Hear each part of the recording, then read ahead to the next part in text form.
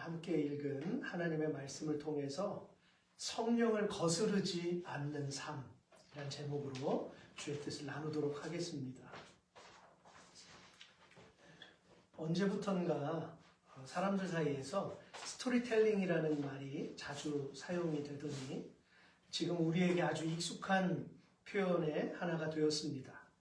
예를 들면 예전엔 지루하고 딱딱하게 느껴졌던 역사들을 이제는 재미있는 이야기 형식으로 풀어나가는 그러한 사람들도 나오기 시작하고요.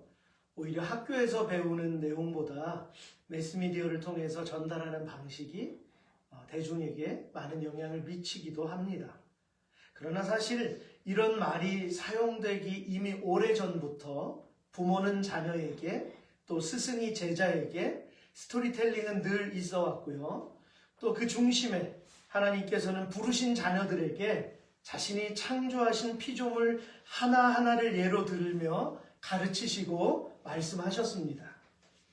사도행전 6장에는 어느 날 회당에서 스데반과 그곳을 방문한 자유민들이 변론하는 모습이 나오는데요. 자유민들은 로마나 이런 도시에 살면서 노예로 살다가 풀려난 사람들 혹은 디아스포라 다시 역으로 이민한 그런 사람들을 자유민이라고 이야기합니다.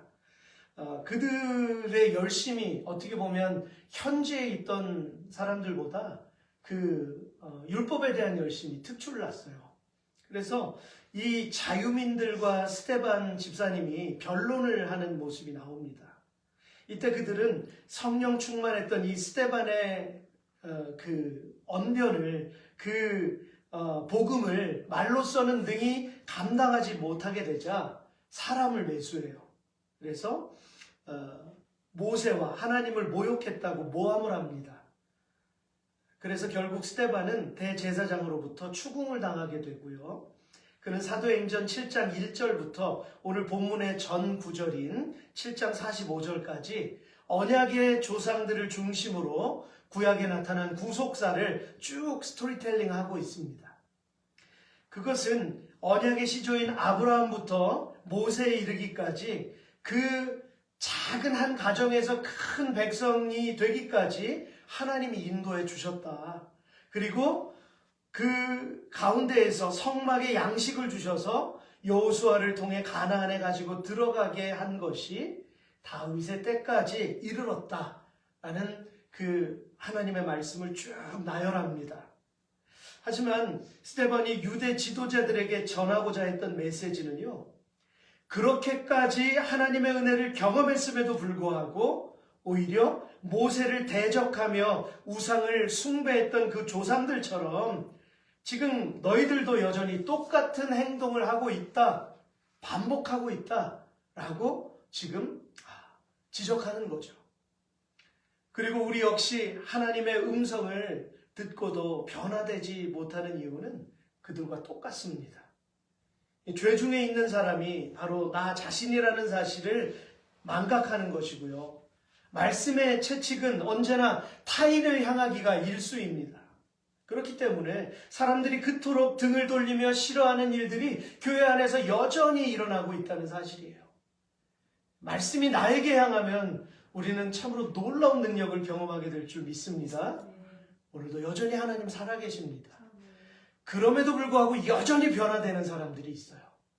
하나님은 결국 그 99마리의 양보다 그 한 마리의 잃어버린 양이 놀랍게 변화되는, 마치 사도 바울처럼, 그래서 하나님께 크게 사용하시는 그러한 역사들이 있다라고 하는 사실이죠. 그렇기 때문에 사람들이 오늘 여전히 하나님의 뜻을 분별하지 못한 채 여전히 종교적인 생활을 하고 있다는 것입니다. 오늘에 이르기까지 여전히 우리의 내면 안에 아주 깊숙이 자리 잡고 있는 것이 무엇이죠? 죄성입니다. 뿌리채 여전히 뽑혀지지 않는 그 불순종한 아담의 죄성이 우리를 여전히 붙들고 있다는 거예요. 여러분, 하나님을 배반한 이 죄의 영향력이 얼마나 큰지 묵상해 보면은요, 우린 충격을 받지 않을 수가 없습니다. 볼까요? 가시적으로만 보면 아담의 죄는요, 그냥 한 입 베어문 것밖에 없잖아요. 근데 이게 인류 전체를 흔들어 놓는 죄가 된다는 것입니다. 한 입 베어문 것이. 가인을 볼까요? 나아가서 어떤 죄를 짓게 되죠? 그는 동생 아벨을 들에서 쳐서 죽입니다. 어떻게 죄가 전가되죠? 어떻게 더 커졌습니까? 그냥 한 입 베어문 불순종이 결국 살인을 하는 그 죄로 늘어납니다. 그래서 가인은 에덴의 동쪽으로 하나님을 더욱더 멀리 떠나서 평생 그 죄짐을 품고 살아가야 했죠. 하지만 그의 5대 손인 라멕을 볼까요? 가인과는 비교할 수 없을 만큼의 더욱 큰 죄악을 행하고 나서도 자신이 저지른 살인을 후회하기보다는 어떻게 하죠? 죄를 정당화합니다. 이제 가인은 그래도 내 죄짐이 너무 중해서 견딜 수가 없습니다. 이런 고백을 했잖아요. 근데 라멕은 그렇게 하지 않아요. 볼까요? 창세기 4장 23절로 24절 말씀을 보겠습니다. 라멕이 아내들에게 이르되 아다와 실라여 내 목소리를 들으라. 라멕의 아내들이여 내 말을 들으라. 나의 상처로 말미암아 내가 사람을 죽였고 나의 상함으로 말미암아 소년을 죽였도다. 가인을 위하여는 벌이 7배일진데 라멕을 위하여는 벌이 77배이로다 하였더라. 이 두 구절은요, 배경 설명이 필요합니다. 사람들은 이 구절을 Song of Sword, 즉 칼의 노래라고 부릅니다. 창세기 4장 22절에 기록된 대장장이가 나와요. 그 두발가인이라는 대장장이가 나오는데 그 사람이 칼을 만들었잖아요. 라멕은 그 칼을 이용해서 무력으로 살인을 저지르기 시작했던 것입니다. 하지만 우리는 이 라멕의 언급을 통해서도 알 수 있듯이 자신에게 상처를 입힌 자를 죽이고도 죄책감을 가지지 않는 태어난 모습을 보게 되죠.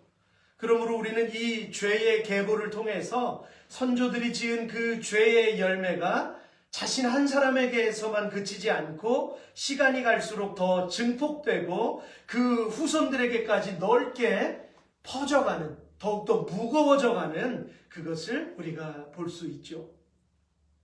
제가 이전에 청년들과 함께 예배할 때 만일 이 세상에 교회가 사라진다고 한번 상상해보자. 그러면 말할 수 없는 혼란과 죄악이 세상에 들끓지 않겠는가? 제가 한두 번 정도 물음을 던졌던 적이 있어요.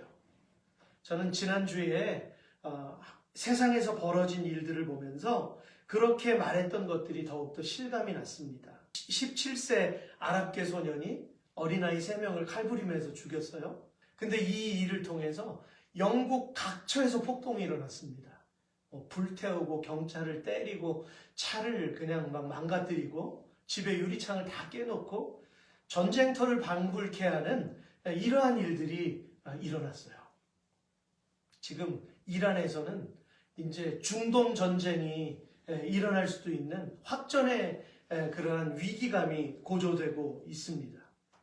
미국에서는 연일 떼강도로 골머리를 앓고 있고, 여러분 세상이 지금 자세히 보면 어느 곳 하나도 제대로 된 그러한 지역이 없다는 걸 여러분 발견하실 겁니다. 지금 묻혔지만 우크라이나와 러시아는 계속 전쟁하고 있잖아요. 그리고 저기 어딥니까? 비엔남 근처에 있는 거기 산지족들 계속 죽이고 거기 계속 핍박이 일어나고 있고요. 여러분 어느새 우리도 모르는 사이에 이 세상이 온통 혼란 속에 빠져 있습니다. 왜 이런 일들이 자꾸만 일어나는 걸까요? 저와 여러분은 이미 성경의 역사를 통해서 너무나 많이 보아온 모습들인데요. 그들이 교회를 패역하게 만들고 다원주의에 빠져서 하나님을 버렸기 때문입니다. 지금 영국 보세요. 교회 건물이 이슬람 사원으로 바뀐 곳이 엄청나게 많아요. 그렇게 매각을 해버렸습니다. 교회가 힘이 없으니까. 교인도 없고 교회가 또 나이트클럽으로 변해버렸어요. 그곳에서 온갖 음란한 죄악된 일들이 벌어지고 있습니다. 또 길거리에서 복음 전하는 사람들을 조롱합니다. 그런데 그 조롱하는 사람들을 잡지 않고 복음을 전하는 사람들 수갑 채워가지고 끌어가는 것이 영국의 현실이었어요. 코로나 때 보세요. 영국이 결정타를 맞지 않습니까? 여러분, 지금 이 세상이 하나님은 어디 계시냐라고 공공연히 이야기했었지만, 그러나 하나님의 공의는 결코 죄악을 묵과하지 않으시는 그러한 모습을 우리가 볼 수 있죠. 그러나 여러분, 지금 역사를 성경에 비추어서 쭉 보면 하나님께서 하나하나 터치하고 계신다는 걸 우리는 알 수 있죠. 이사야 5장 20절과 21절에서 우리 한번 확인해 볼까요? 하나님 이렇게 말씀하셨습니다. 악을 선하다 하며 선을 악하다 하며 흑암으로 광명을 삼으며 광명으로 흑암을 삼으며 쓴 것으로 단 것을 삼으며 단 것으로 쓴 것을 삼는 자들은 화 있을진저, 스스로 지혜롭다 하며 스스로 명철하다 하는 자들은 화 있을진저. 여러분, 하나님의 말씀입니다. 오늘 이 세상이 악을 선하다고 하고 선한 것을 악하다고 하잖아요. 하나님은 지금 이것을 계속 보고 계세요. 보고 계시면서 하나님의 시간을 카운트다운하고 계십니다. 하나님을 떠난 그들은 관용이라는 표현, 관용이라는 표현으로 선한 일들을 흉내내고 있어요. 그죠? 그 소수의 사람들을 위해서 다수를 막 억압하고 희생하는 이런 모습들. 그 겉으로 가면을 쓰고 관용이라는 그러한 표현을 하고 있지 않습니까? 그러나 그 안에는 온갖 어두움과 음란이 가득하다라고 하는 것을 우리는 기억해야만 합니다. 여러분, 사람들은 이렇게 어리석습니다. 그러므로 하나님께서는 이런 세상을 바라보는 저와 여러분들 위해서 이렇게 말씀하세요. 그러므로 주 여호와께서 이같이 말씀하셨느니라. 이스라엘 족속아, 내가 너희 각 사람을 그 행위대로 심판하리라. 너희는 돌이켜 회개하고 너희의 모든 죄에서 떠나 스스로 죄악의 걸림돌을 만들지 말지어다. 너희가 행한 모든 죄악을 버리고 마음과 영을 새롭게 할지어다. 이스라엘 족속아, 너희가 어찌하여 죽고자 하느냐. 주 여호와의 말씀이니라. 나의 죽은 자가 죽는 것을 기뻐하지 아니하나니 너희는 돌이켜 살아나라. 너희는 돌이켜 살아나라. 여러분, 우리가 선지서를 읽다 보면 지금 이 시대를 향해서 하나님께서 여전히 말씀하고 계세요. 깊이 있게 성경을 보지 않으니까 하나님의 뜻이 무엇인지를 깨닫지를 못하죠. 여러분, 성전 안에 있던 그 수많은 유대인들을 향한 스데반의 마음이 이와 같았습니다. 그는 본문 46절과 47절에서 다윗이 하나님의 은혜를 깊이 경험했을 때 하나님께 성전을 준비하게 해달라고 간구했지만 결국 누가 짓습니까? 솔로몬이 그 집을 짓게 되었음을 상기시킵니다. 이것은 뭐예요? 바로 그렇게 신실한 믿음의 조상들이 하나님의 전을 사모하였음에도 불구하고 그들의 바램대로 이루어지는 것이 아니라 하나님의 뜻대로 이루어졌다라고 하는 것입니다. 그리고 그렇게 하나님의 전을 사모했음에도 불구하고 그 결과는 어떻죠? 결국 바벨론과 아수르에 의해서 멸망을 가져올 정도로 패역해졌다라고 하는 것이죠. 하나님께서 내가 나를 바라는 곳에 이름을 두겠다고 하셨습니다. 그 건물이 중요한 게 아니잖아요. 하나님을 사모하는 그 한 영혼이 중요한데 그 영혼들이 교회 건물 안에 없는데 하나님은 당연히 떠나시죠. 바로 그 일들을 지목하고 있는 말씀이 사도행전 7장 42절의 말씀인 것입니다. 하나님이 외면하사, 우리 같이 읽을까요? 시작. 하나님이 외면하사 그들을 그 하늘의 군대 섬기는 일에 버려두셨으니 이는 선지자의 책에 기록된 바 이스라엘의 집이여 너희가 광야에서 40년간 희생과 제물을 내게 드린 일이 있었느냐. 여러분 놀랍잖아요. 40년 동안 매일 제사 드렸잖아요. 그런데 어떻게 너희가 40년간 희생과 제물을 내게 드린 일이 있었느냐라고 우리에게 반문하실까요? 어떤 의미일까요? 이 말씀은 아모스 5장 25절을 근거하고 있습니다. 이스라엘 족속아, 너희가 40년 동안 광야에서 희생과 소제물을 내게 드렸느냐? 네, 스데반은 결코 자신의 말을 한 게 아니라 구약에서 하나님께서 메시아를 위해서 하신 말씀, 패역한 이스라엘을 향해서 하신 말씀들을 기억하고 있다가 성령 충만함으로 그들에게 계속 선포한 것이죠. 비록 40년 동안의 광야 시절에 그들이 성막에서 예배는 드렸지만 모세라는 거룩한 종이 있었기 때문에 그 일들이 가능한 것이었어요. 모세가 없었으면 그 예배는 패역한 예배로 그 예배 때문에 멸망당하고 말았을 것입니다. 그러나 중재자인, 중보자인 모세가 계속 중간에서 그 하나님을 붙들었잖아요. 그렇기 때문에 이스라엘 자체로는 거룩한 순종을 할 수 없는 상태였음을 고발하는 내용입니다. 우리도 마찬가지예요. 마치 모세가 이스라엘을 도왔던 것처럼 오늘 성령 하나님께서 저와 여러분들을 붙드시기에 일어날 수 있는 줄 믿습니다. 하나님이 없으면, 성령님이 없으면 우리는 아무것도 아니에요. 우리는 구원에 이를 가능성이 희박합니다. 오늘 우리도 주님의 몸인 교회를 사모합니다. 하지만 이 교회는 인간의 노력으로는 결코 세울 수 없는데요. 그러면 무엇으로 세워야 하나요? 바로 예수 그리스도이십니다. 고린도전서 3장 11절에서 이 닦아둔 것 외에 능히 다른 터를 닦아둘 자가 없으니 같이 읽겠습니다. 이 터는 곧 예수 그리스도라 말씀하시기 때문이고요. 에베소서 2장 20절입니다. 같이 읽겠습니다. 너희는 사도들과 선지자들의 터 위에 세우심을 입은 자라 그리스도 예수께서 친히 모퉁이 돌이 되셨느니라. 아멘. 사도들은 누구입니까? 예수 그리스도의 제자들입니다. 그들만이 예수 그리스도의 그 본뜻을 훼손시키지 않고 보존하고 증거했던 성령 충만한 하나님의 사람들이었어요. 그래서 우리는 지금 우리가 붙들고 있는 말씀이 계승되어져 온 그 전통이 사도들로부터 이어져 내려온 것임을 우리는 기억해야 합니다. 그렇기 때문에 사람들이 세운 전통 말고요. 말씀에 입각해서 하나님의 사람들이 오늘날까지 쌓아놓은 그 명맥은 우리가 계속 유지해야 합니다. 그리고 그걸 계속 가르쳐야 합니다. 그러므로 다윗도 솔로몬도 완전하게 지을 수 없던 그 집 누가 세웠습니까? 주님이 세우셨습니다. 베드로의 믿음의 반석 위에 세우셨습니다.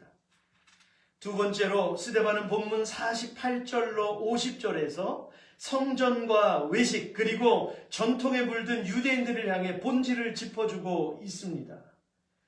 같이 읽을까요? 시작. 그러나 지극히 높으신 이는 손으로 지은 곳에 계시지 아니하시나니 선지자가 말한 바 주께서 이르시되 하늘은 나의 보좌요 땅은 나의 발등상이니 너희가 나를 위하여 무슨 집을 짓겠으며 나의 안식할 처소가 어디냐 이 모든 것이 다 내 손으로 지은 것이 아니냐 함과 같으니라. 아멘.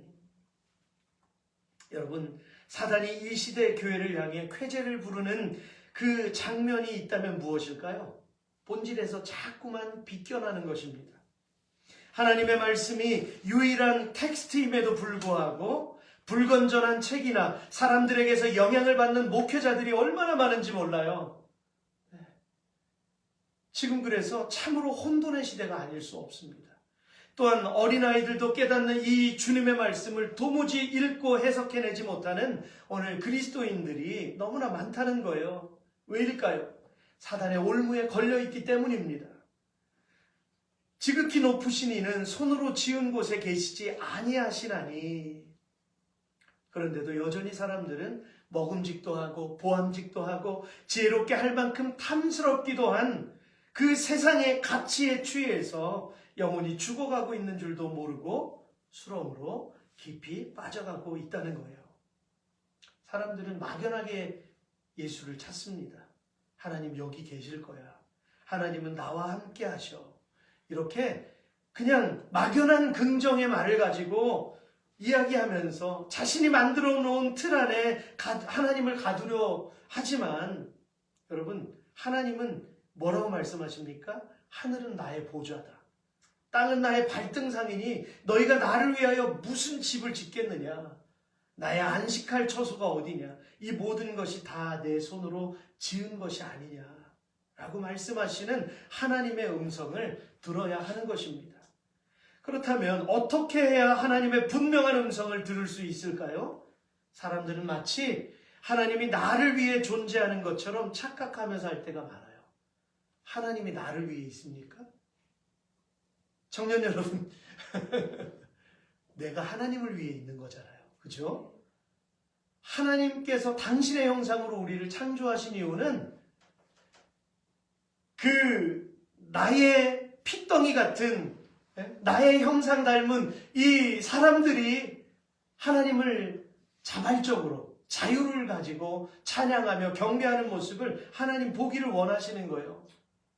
그런데 마치 만든 그 피조물이 그 창조주를 자기 마음대로 움직이려고 하는 것과 같은 이런 세태 속에 우리가 살아가고 있다는 거예요. 우리는 하나님의 영광을 위해 살아갑니다. 우리의 삶을 우리를 구원하실 예수 그리스도께 맞춰야 할 줄로 믿습니다.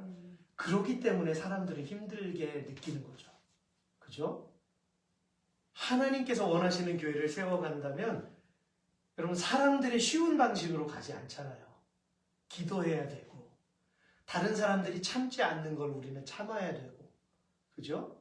그리고 기다려야 되고 또 하나님의 말씀을 읽고 묵상해야 되고 사단이 이 시대의 문화를 통해서 얼마나 사람들의 마음을 붙잡고 있는지 몰라요. 그렇잖아요. 이 세태가 너무나 많은 이 스크린에 좌우되기 때문에 유튜브만 해도 이것이 잘못된 것에 중독되면 계속 매이게 되는데 거기다가 쇼츠라고 하는 건 이런 빠르게 지나가는 것들 때문에 사람들이 이거 한번 붙잡으면은요 1시간이고 2시간이고 그냥 막 간다고 그러더라고요. 그렇기 때문에 이 성경 66권을 앉아서 이걸 어떻게 읽느냐 말이에요. 이것이 우리에게 도전이고 사단은 그래서 자꾸만 교회 안에 있는 수많은 젊은이들을 세상으로 자꾸만 빼내고 있는 거죠. 이 문화를 통해서. 세 번째로 교만해진 마음을 낮추고 마음과 귀에 할례를 받아야 한다라고 말씀하세요. 여러분 모세도 불순종으로 죽을 뻔했다는 것을 혹시 기억하십니까? 출애굽기 4장 24절로 26절을 보면 모세는 광야에서 하나님의 부르심을 받아 가족들과 함께 이집트로 향했어요. 그랬을 때 그의 아내 누구죠? 십보라라는 아내가 있습니다. 이 아내와 아들을 데리고 쭉 가다가 하나님께서 어느 순간에 모세를 죽이려고 하셨어요. 부차적인 설명은 자세하게 나오지 않습니다. 근데 그때 이 십보라가 어떻게 하냐면은 빨리 돌칼을 꺼내가지고 아들의 포피를 뱁니다. 할례를 행한 거죠. 그러면서 모세의 발에 그 포피를 갖다 대면서 이렇게 얘기합니다. 당신은 나의 피난편이다. 여기에는 나오지 않아요. 나의 피난편이다. 그러니까 하나님께서 모세를 죽이려고 하셨던 이유는 그 당시에 유일한 율법이었던 할례를 행하지 않았기 때문에 하나님께서 모세를 죽이려고 하셨던 거예요. 그러나 십보라의 중재를 통해서 모세가 거기서 살아나죠. 우리는 이 예를 보면서 무엇을 깨달을 수 있나요? 모세도 하나님의 공의 앞에서는 예외가 아니었다라는 것입니다. 그러니까 성경에 나오는 그 수많은 하나님의 사람들 한 사람 한 사람이 얼마나 치열한 믿음의 싸움을 싸웠겠습니까? 그들도 하나님의 시야에서 결코 예외가 아니었어요. 우린 너무 쉽게 생각하잖아요. 다윗이 또 솔로몬이 또 여러 수많은 사람들이 전쟁을 쉽게 이겼을 거라고 생각하지만 결코 아닙니다. 그들의 마음속엔 수많은 갈등이 있었고 죄와 싸워야 했고 하나님의 말씀을 기다려야만 했습니다. 그랬기 때문에 그들은 극복할 수 있었던 것이죠.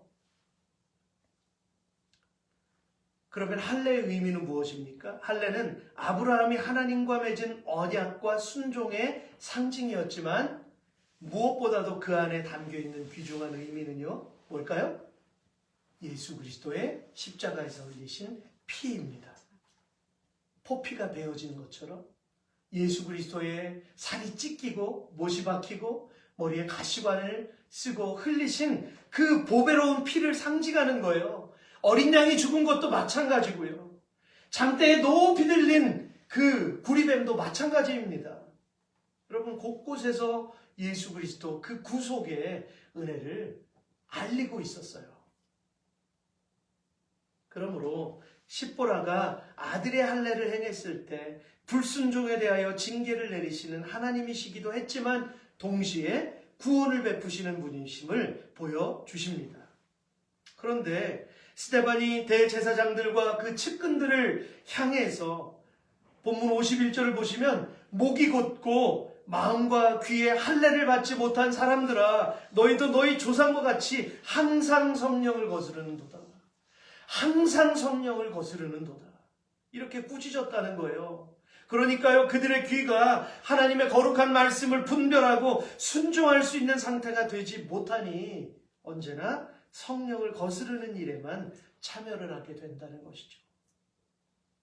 여러분, 그들의 존재 자체가 하나님과 사람들을 연결해주는 위치 아니었나요? 오늘 우리 주의 성도들이 세상과 하나님을 연결해주는 사람들 아닌가요? 그런데 왜 연결을 하지 못하고 오히려 지탄을 받고 오히려 교회를 가지 못하게 만드는 그 장본인이 누군가요? 세상이 아니에요, 지금. 장본인들이 바로 우리 가운데 있다라고 하는 거예요. 우리가 하나님의 거룩함을 드러내지 못한다는 거예요. 그들은 종교적 기득권자의 위치에서 오히려 하나님께 가까이 나아가려는 사람들에게 장애물이 되고 말았던 것입니다.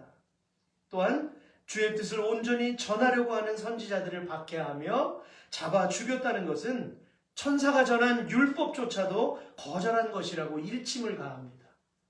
천사가 준 것인데도 불구하고 너희는 지금 거절하고 있다. 여러분, 이게 얼마나 엄청난 찔림입니까? 아마 이 제사장과 이 종교인들은 얼굴을 들지 못하는 이러한 말인 거예요. 그러나 그들은 어떻습니까? 귀를 틀어막잖아요. 우리가 오늘 읽지는 않았지만 귀를 틀어막고 일심으로 스데반에게 달려들어 돌로 쳐서 죽였다, 이렇게 나오지 않습니까? 성령을 거스르는 사람들의 모습. 그러므로 우리는 성령 충만해야 합니다. 우리는 성령 하나님의 은혜를 갈망해야 합니다. 오늘 교회 안에서 예배하는 수많은 사람들이 이걸 부정하는 사람들도 있어요. 이걸 마치 세상에 무속인들이 뭐 하는 것처럼 이렇게 오해하는 사람들도 있어요. 그러나 그 무속이 우리를 흉내내는 거죠. 하나님의 거룩한 것을 마귀가 흉내내는 거예요. 근데 세상은 그걸 알지 못합니다. 말씀을 정리하겠습니다. 우리는 자신의 신앙을 비웃고 모함하는 자리에서도 의연하게 예수 그리스도의 복음을 전한 이 스데반의 모습을 보았습니다. 무엇이 그에게 담대함을 주었나요? 그는 사도가 아니었어요. 그렇잖아요. 그는 7 집사 중에 한 분이었잖아요. 그에게 성령의 충만함이 있었기 때문에 사도가 아님에도 불구하고 하나님의 살아계신 말씀을 그는 담대하게 선포할 수 있었던 것입니다. 제가 얼마 전에 한 10여 년 전에 한국에서 양가 가족들과 찍은 사진을 무심코 봤어요. 그런데 지금 10년이 지난 지금 그 사진에 나와 있던 분들 4분의 모습이 사라졌더라고요. 그러면서 제가 큰딸에게 그랬습니다. 나도 언젠가는 이 사진에서 모습이 사라질 거야. 그러니까 갑자기 그런 어두운 얘기를 하냐고 그러더라고요. 근데 이건 어두운 얘기가 아니라 이건 우리의 삶이야. 우리 인생이야. 우리는 준비해야 된다. 그런 이야기를 제가 잔소리처럼 했습니다. 우리를 만드신 창조주가 있다는 증거입니다. 삶과 죽음.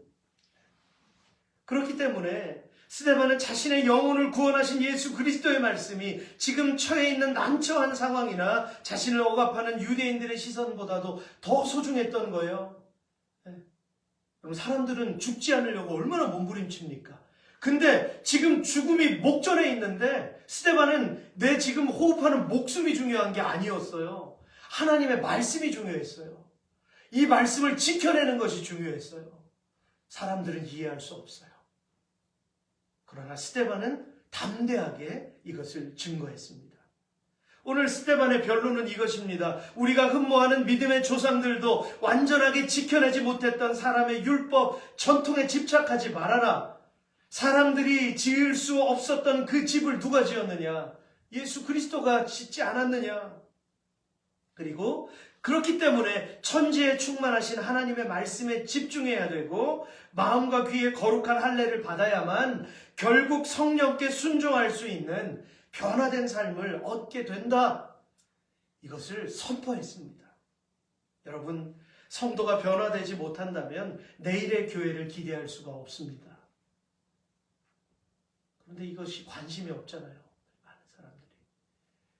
이것을 우리 하나님은 가슴 아파하십니다. 성령님이 탄식하십니다. 그래서 우리의 믿음이 성장하지 못한다면 복음의 능력도 경험할 수 없습니다. 예수는 그리스도, 예수는 주. 그것을 우리는 담대하게 선포할 수가 없는 거예요. 사랑하는 성도 여러분, 날이 갈수록 죄악의 윤곽은 더욱더 뚜렷해져 갑니다. 더불어 주께 구속된 자들의 모습도 명확하게 드러날 것입니다. 로마서 12장 1절과 2절의 말씀을 함께 읽겠습니다. 시작. 그러므로 형제들아, 내가 하나님의 모든 자비하심으로 너희를 권하노니 너희 몸을 하나님이 기뻐하시는 거룩한 산 제물로 드리라. 이는 너희가 드릴 영적 예배니라. 너희는 이 세대를 본받지 말고 오직 마음을 새롭게 함으로 변화를 받아 하나님의 선하시고 기뻐하시고 온전하신 뜻이 무엇인지 분별하도록 하라. 아멘. 그렇게 되시기를 주의 이름으로 축원합니다. 하나님께서 이 시점에서 우리에게 원하시는 말씀입니다. 새롭게 변화를 받아라. 거룩한 사람이 되라. 마음을 새롭게 함으로 하나님의 선하시고 기뻐하신 뜻이 무엇인지 그것을 위해 달려가라. 그렇게 우리에게 촉구하십니다.